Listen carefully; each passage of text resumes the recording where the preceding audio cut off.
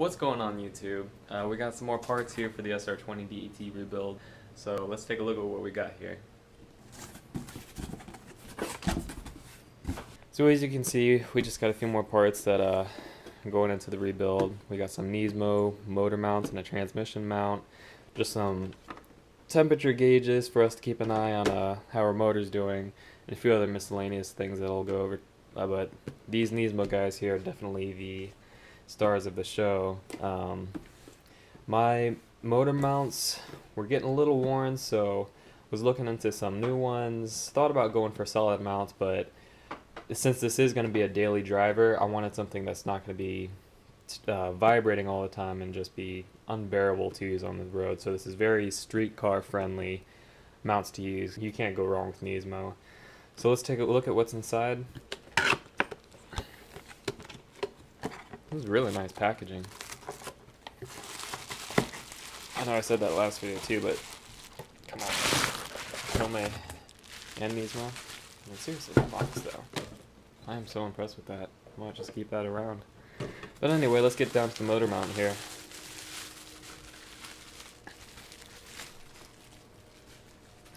So these are our Nismo motor mounts for the SR20 DET. These are supposed to be 40% stiffer than normal OEM mounts. So like I said, it's going to keep your motor from moving around a bit more, but it's not going to be so violent with vibrations that it's just going to be unbearable to use on the street. So like I said, this is going to be a street car daily, so these guys will definitely help out with trying to keep that motor at bay. And we already know what the other one looks like, same thing as this guy. Let's take a look at the transmission mount.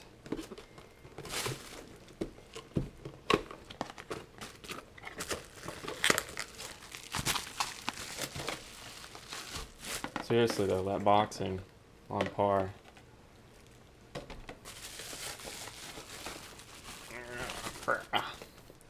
Alright, so there's a transmission mount. You can see it's got like a pretty solid bracket plate, obviously, to hold it on there.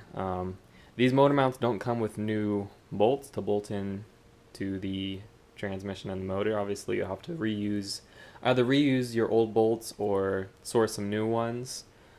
But I mean, pretty happy with this project. Can't wait to put them back on the car and see how well the car responds, or hopefully I'll know some kind of difference in there.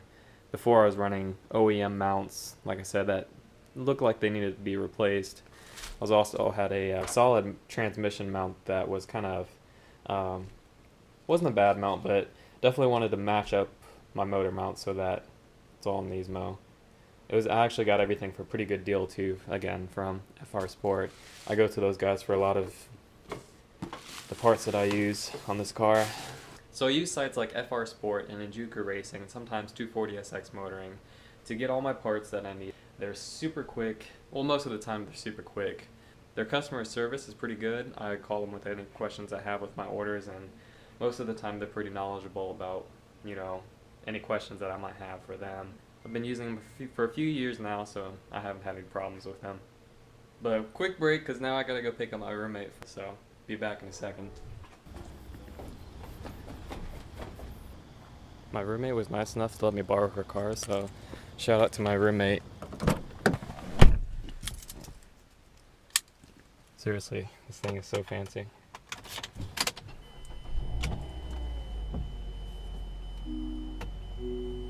Alright, we're back from picking up my roommate. But like I said before, I get a lot of my parts from Enjuka Racing, FR Sport, and there's plenty of other sites on the internet that you can grab whatever you need, but those two sites tend to have a wide range majority of whatever you're going to need for an S chassis. So 240s, 180s, Sylvias, whatever you need, those guys usually have it. So shout out to Online Motoring.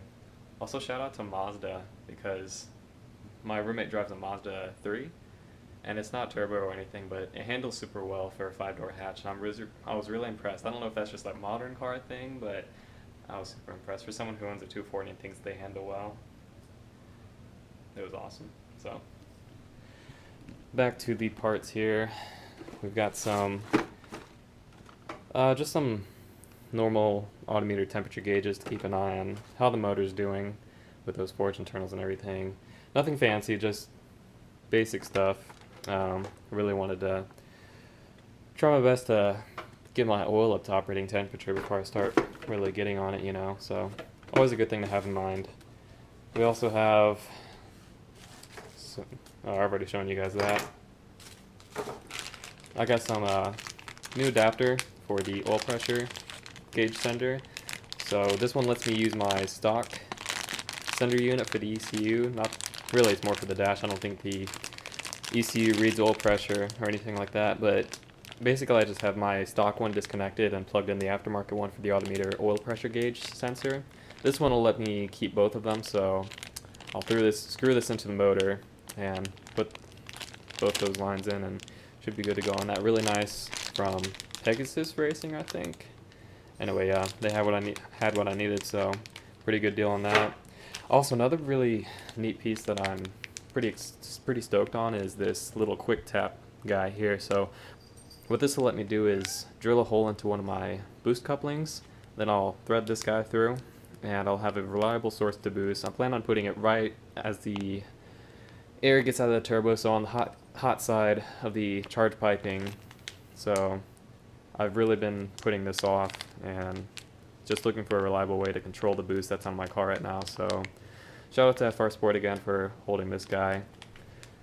And the last part I really have on here is just some Redline MT90 oil.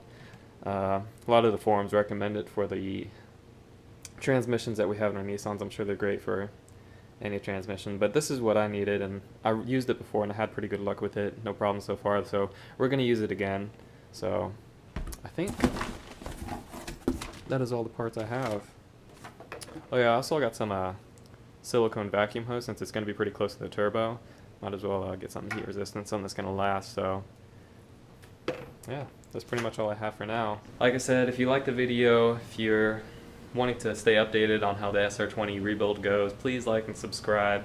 Like I said, I'm going to try to keep you guys updated on whatever I can from now on. Just trying to film everything and keep you guys updated. You're kind of coming in midway throughout the build. Currently the motor's torn down over at Nissan and should be on its way back up.